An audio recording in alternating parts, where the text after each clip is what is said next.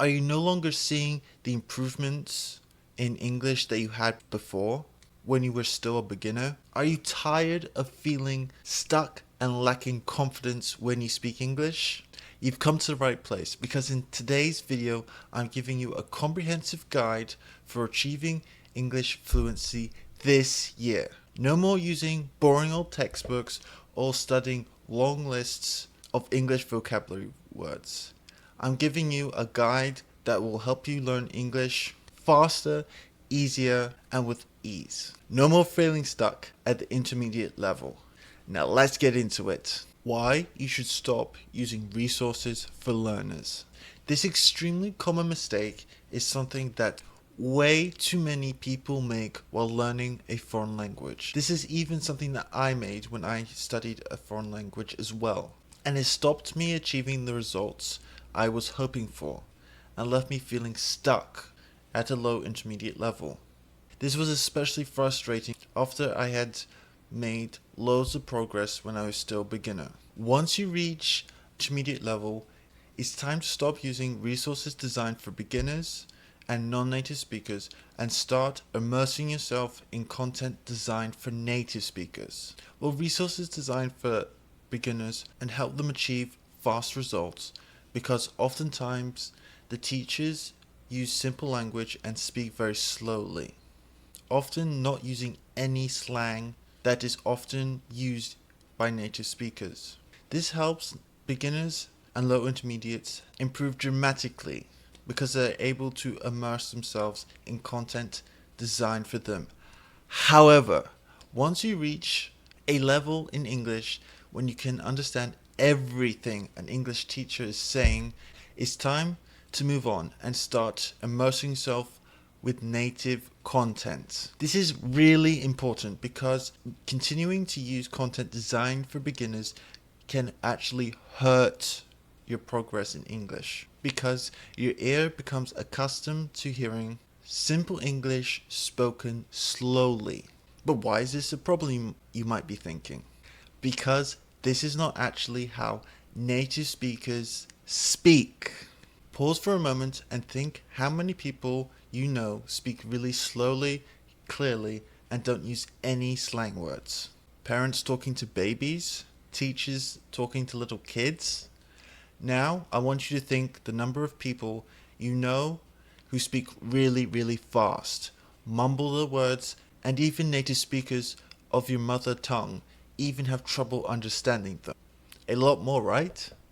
And this is why it's extremely important to stop using beginner resources once you reach a higher intermediate level. The key to understanding English native speakers or native speakers of any language you want to learn is to train your ear and your brain to how native speakers actually talk like in real life.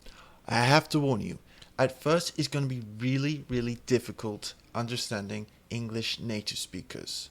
Whether you're watching a video on YouTube, a vlog, or maybe even a film. However, with enough consistency and effort, you'll be shocked the day you finally understand what a native speaker is saying in full flow, speaking really quickly, and using lots of slang. Trust me, this is the best feeling in the world.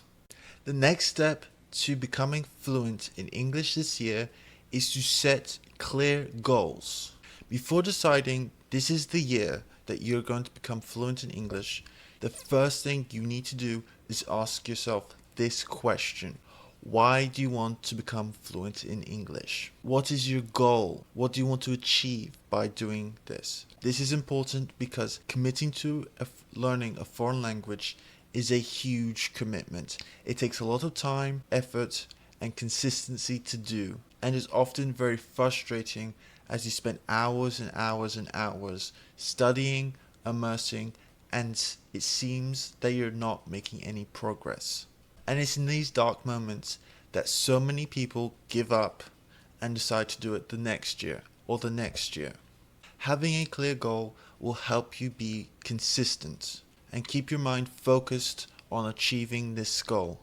This goal could be anything. It could be improving your English for better work opportunities, traveling, or maybe it's something that you've wanted to do for a really long time and you decided this is the year you're going to do it. Whatever it is, I want you to write it down and put it up somewhere that you can see to remind yourself every day why every day you're spending hours learning English. When you have clear goals in anything, your motivation to continue doing this every day will get a boost. You can almost think of it as your goal being the end of a map.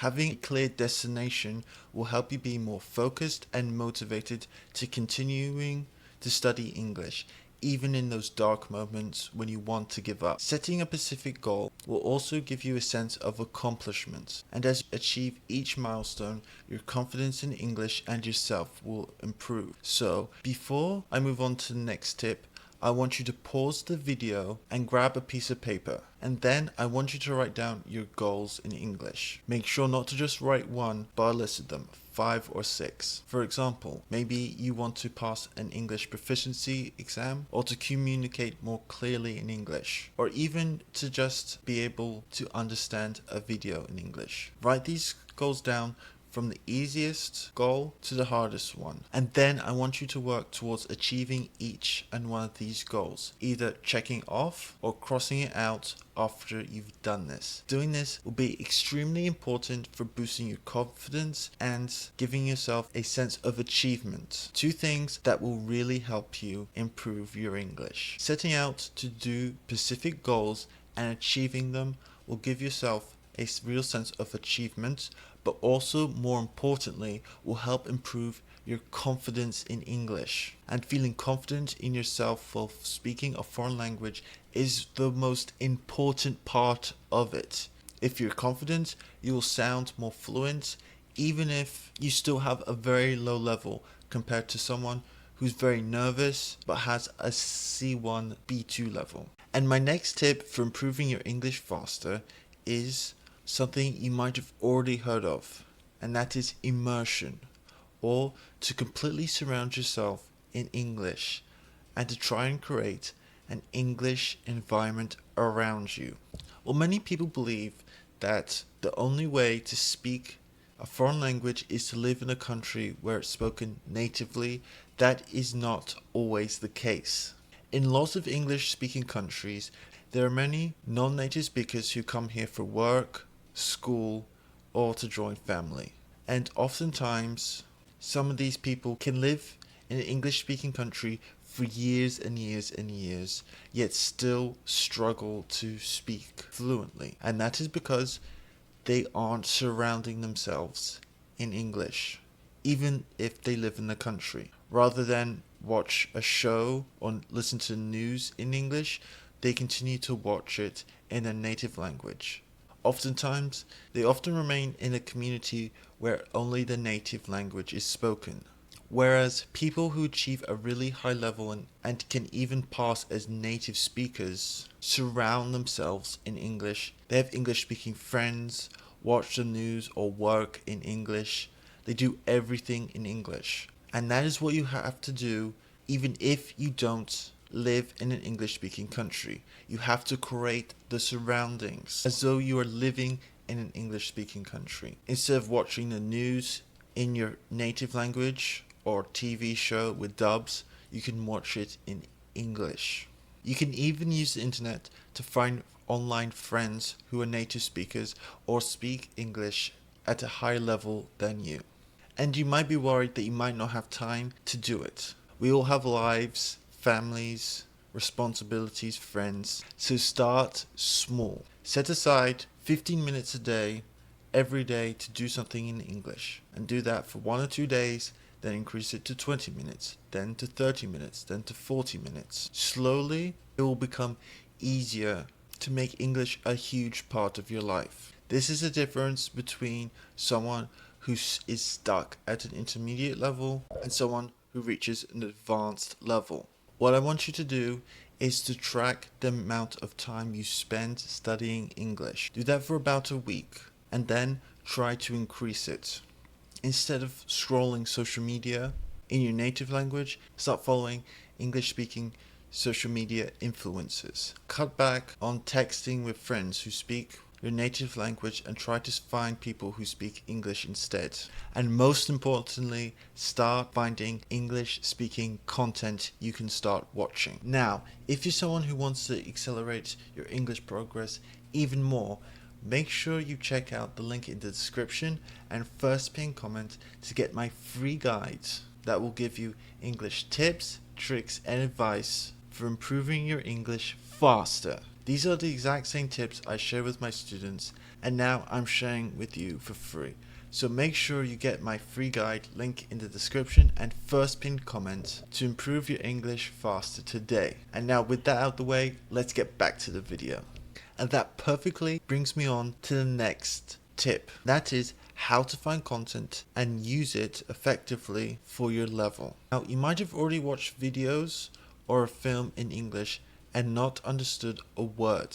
That is fine. Of course, when learning a foreign language, it's always going to be very difficult to understand native speakers in content designed for them after you spent a long time watching and using content designed for beginners.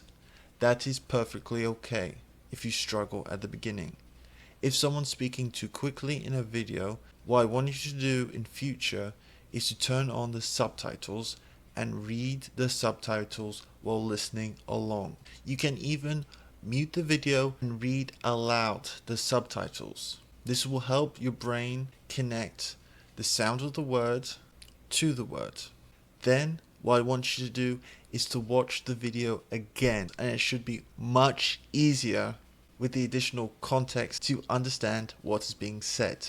If it's still too difficult to understand what they're saying, you can change the speed of the video to 0.5 and watch the video again. If it's still too difficult to understand, you can find someone who speaks about the same topic, who speaks slower in English, and you find easier to understand. Once you learn the context about what person who speaks very quickly is saying, it should be much easier to understand them. Another tip you can use when you're struggling to understand someone in English is to change the speed of the video down from its normal speed to 0.5. Hopefully, them speaking slower will help you understand the video easier. However, sometimes changing the speed of the video can slur what the person's saying, so be careful with this tip. If you still find the video too difficult to understand, another trick you can use is to watch videos that talk about a different topic. For example, if you love video games and know a lot about it, not just in your native language but in English, instead of watching, for example, the news in English, start watching channels on YouTube that talk about your favorite game. Additional context will really help you understand what the native speaker is saying and also improve your confidence. Please remember that context is extremely important in understanding what someone is saying. When you understand the context of what they're talking about, it will be much easier for your brain to figure out what is being said. When watching content designed for English speakers, it's very important to immerse yourself in content and topics that you really enjoy or are extremely passionate about. Traditionally, when we speak about language learning, and when you ask someone how long they've learnt the language, we usually talk about the number of months or years someone has done that. However, this isn't how you should think about language learning, because the number of days, weeks, months, or even years someone has learnt a language doesn't matter. Why? Quite simply, if someone spends 15 minutes a day studying English every day for 2 years, their level won't improve as fast as someone who spends 2 hours studying English every day for the exact same period of time. This is why the number of days, weeks, months, or years someone studies a foreign language does not matter. The number of hours someone spends studying and learning and immersing themselves in a language is the single most important factor you have to think about when considering how quickly you want to progress in English and is the most important part that is often not considered in language learning. This is why the Foreign Service Institute, FIS, estimates how long a future diplomat will learn a language using the number of hours it will take, not months and not years. This is why so many people study English at school yet can't speak fluently, confidently, or even understand native speakers. Once they leave the classroom, they stop using English. And this is why you need to consume content that you enjoy or are extremely passionate about, because quite simply, when you enjoy learning English, you will do it for longer without even trying or forcing yourself to study, and more importantly, expose yourself to English more often and for a longer period of time. And that is what it's all about. When you're watching something you enjoy, you'll watch more of it, increasing the number of hours you are spending each day learning English, which will in turn speed up your progress in English. This is the key to increasing your English level faster and, more importantly, in a really fun way that you'll enjoy, not forcing yourself to spend hours staring at a grammar textbook. Have you ever watched an English speaking show in your native language? Try watching it in English. Do you love superheroes? You can literally spend days rewatching all your favorite superhero movies. So what are some strategies you can use while immersing in English? Firstly, you shouldn't spend all your time while reading or watching a video with subtitles looking up every single word you don't know in English, or even panicking when you don't understand a large portion of it. In the future, I'm going to make a video on why looking up every single word can actually hurt your English. So make sure you subscribe so you're able to watch that video.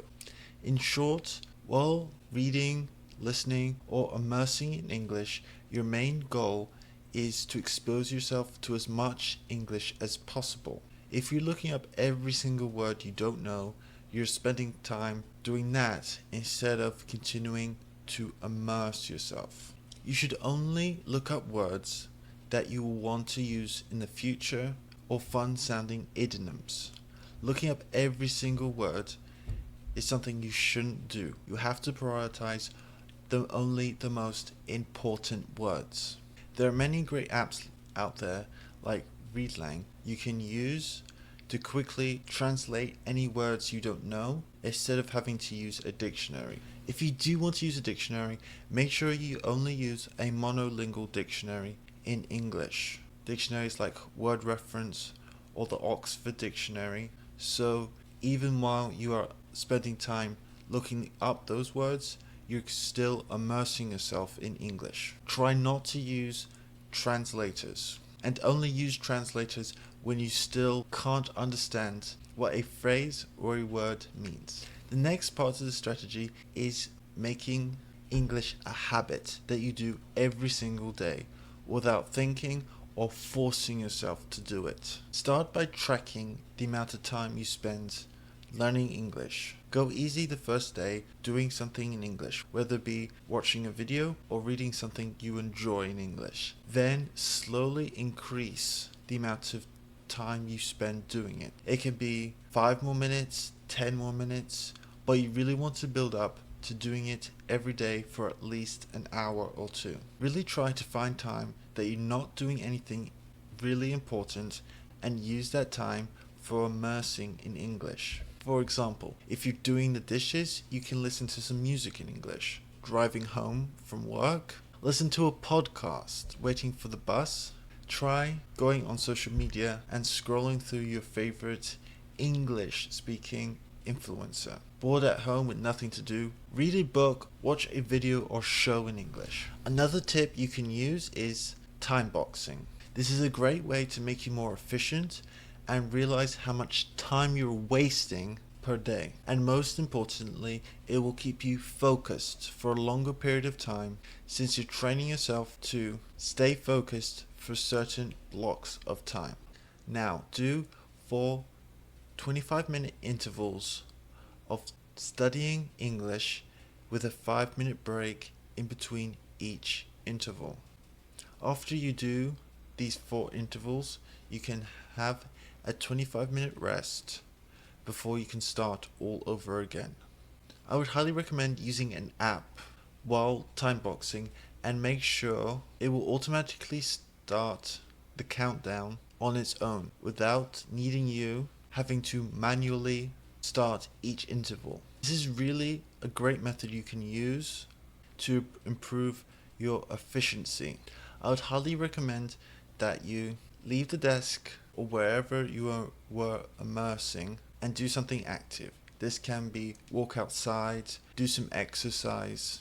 This will help you improve your concentration when you get back to work. Another tip you can use if you really want to improve your understanding of topics you are immersing in English is to write a summary after you finished a video in English. This is especially useful if you're interested in speaking about this topic frequently. Writing really helps you, and especially your brain, to remember all the new words and phrases that you've learned. If you have friends who are native speakers, you can ask them to check your work for any mistakes.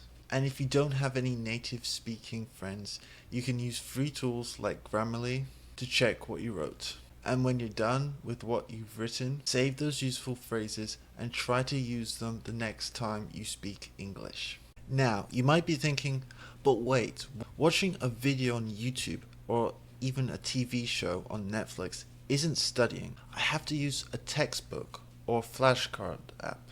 That's the only way to improve my English. And to that, I have to say this. Watching videos or a TV show in English is studying. Of course, flashcard apps, for example, like Anki, are very important for helping you remember new words. And textbooks have their place in helping you revise grammatical rules. However, learning a language isn't a subject like maths. You can't just learn a few grammar rules and expect to speak fluently. What you need is lots of time and repetition, hearing those grammar rules in use by native speakers over and over and over again until it gets stuck in your brain. Let me repeat. Watching a video is studying in English, and more importantly, can help you remember vocabulary far more effectively than studying a long list of vocab words. Just by hearing people speak English will improve your English as your brain gets used to hearing and, more importantly, recognize important grammatical patterns and words that native speakers use over and over again in their everyday conversations. You only have to see or hear a word between 8 to 17 times to finally remember it. Now, you might think that's a lot. 18 times? But just think of the number of times I've said English in this video. It's been a lot more than just 17 times. Not only will it help you remember words, but watching lots of content in English will also improve your accuracy in English when you speak the language, as your brain will start to remember how native speakers use certain words and phrases or collocations in the way that native speakers use them, and saying those collocations in any other way will feel unnatural or strange. This is how native speakers correct themselves in a native language. This is how you know that something sounds wrong in your native language but can't explain why. For improving your English faster, it's all about input, reading and listening all the time. So your brain can too, just like an English native speaker, recognize a mistake and correct itself without needing help from an app like Google Translate or asking a native speaker. Did you know about any of these strategies? Tell me in the comment section because I would love to hear your thoughts. So I've given you a full guide to improving your English and getting fluent in it this year. But if you want to start sounding and shocking English speakers, make sure you watch this video here. Well, I'll teach you some English slang words that can shock English native speakers. Plus, it has a free quiz, so make sure you watch it. Thank you so much for watching, and if you've enjoyed this video, make sure you subscribe to get even more free lessons just like this every week. If you want even more English tips, tricks, and advice, make sure you get my free guide, link in the description and first pinned comment. And if you found this guide helpful, make sure you smash that like button and hit that notification bell, and I'll see you in the next video. Bye!